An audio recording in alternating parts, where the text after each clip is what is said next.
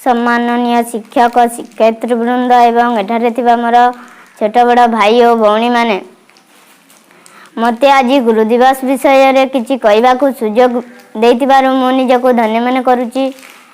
आज हेउची पवित्र गुरु दिवस 1888 मसीहा सेप्टेम्बर 5 तारिख दिन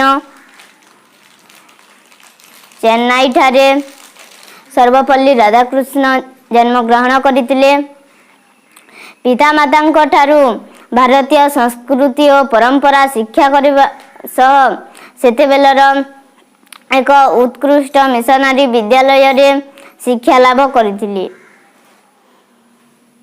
सब वर्ष सेप्टेम्बर मास 5 तारिख आसिले शिक्षार्थी मानक मध्य रे आनंदर लहरी खेली थाए।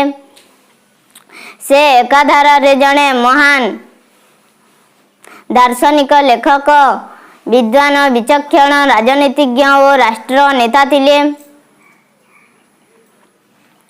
से जणे आदर्श शिक्षक थिले। से शिक्षा और शिक्षक